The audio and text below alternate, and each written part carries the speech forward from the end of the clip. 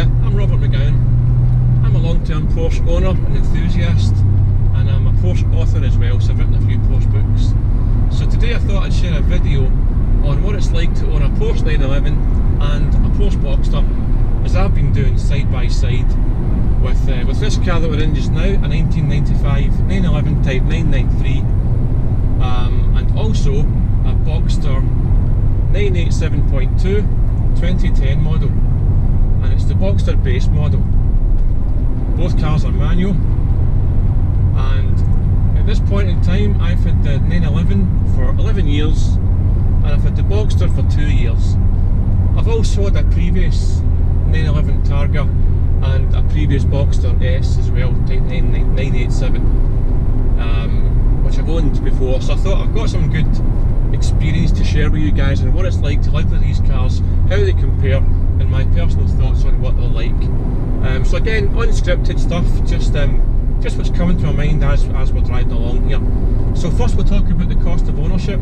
This car is currently roughly about 3 times more to buy than the Boxster is, and I can tell you straight away that it's not 3 times the car the Boxster is. So straight away I would say to you that the Boxster is generally better value when it comes to actually buying the cars, right? By the way, I'll talk about which one is my favourite at the end of the video. So yeah, cost of ownership, these cars are quite expensive now, as are Boxsters, quite expensive now as well. With regards to servicing costs and that type of thing, they're actually very similar. So, you know, tax, road tax and insurance and MOTs if you're in the UK for both cars are generally quite similar in price. I always say you can expect to put aside about £1,500 roughly per year to keep these cars. Some years you won't spend that, some years you might spend a little bit more, but if you put that aside mentally, then that's a good ballpark figure. Just pull in here. This is one of my favourite spots here, down by Loch Lomond. So I'll just park up, have a good chat. So yeah, the cost to maintain these cars and to run them and service them is actually quite similar. I think it's about £260 road tax for this. I think it's £340 for the Boxster. Insurance wise, I am paying £300 for this, and it's just a wee bit more than that for the Boxster. I don't use either of these cars daily. They're more of a kind of weekend, nice day, kind of fun cars for me just now. With regards to tyres and clutch and brake pads and that type of thing, again, serviceable parts, they're very similar. You can expect to pay about £1,000 for a clutch. Tyres are similarly priced, and again, you know, brakes are again similar priced. It's roughly about £1,000 at a good independent garage. So just to summarise that, the cost to run these both cars, the Boxster and the 911, this 911, are very similar. Sometimes, this car being a bit older, sometimes you might have age-related parts go, and they can be expensive sometimes. But what I would say is, with these cars are so well built, so well engineered, any expensive items that you do replace, you'll likely replace them just once in the lifetime of your ownership. So it still works out to be good value.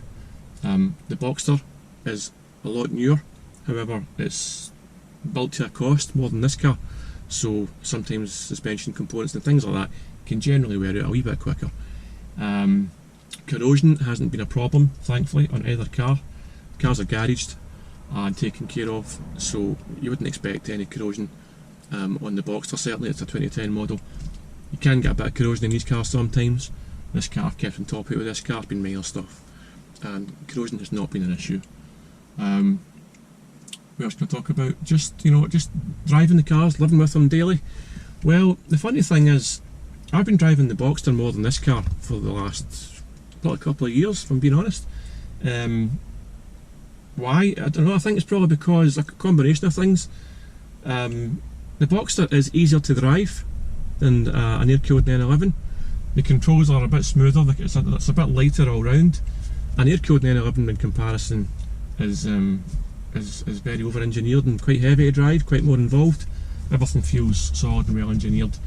And that's why I really should say that to compare an air-cooled 911 and a Boxster is not really a fair comparison. You're comparing different things there, albeit they're both Porsches, but it's a bit of a cliche, right? But they are a bit like wine and beer. They're kind of similar but different. Both great in their own ways, I would say. And I've been driving the Boxster more just because I've been driving it with the roof down, the sunny weather. Again, it's easier to drive, easier to live with, and I guess because the Boxster's still a bit more of a novelty as well, I've been using that a little bit more. So all round, I would say the Boxster is probably easier to live with, generally. Both cars are lovely to look at. Both are beautiful in their own way. The Boxster's bright, guards red.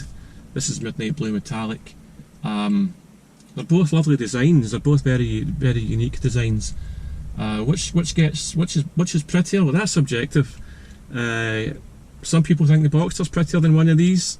Other people think the 993 is the nicest looking Porsche that's been made so far.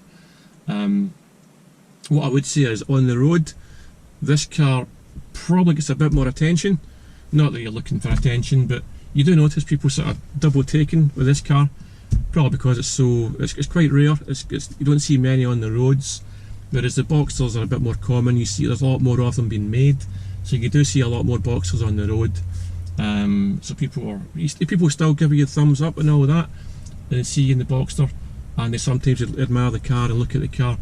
However, people generally kind of look back and go, "What's this?" And they probably give it a bit more attention, I would say. Personally, what do I think? I think the 911 sort of pips it for a design. There's something about a 911 that, an air-cooled 911 especially, I think, that it's a timeless design, and you just don't get tired looking at it. But then the Boxster's timeless as well, so that's maybe a mute point.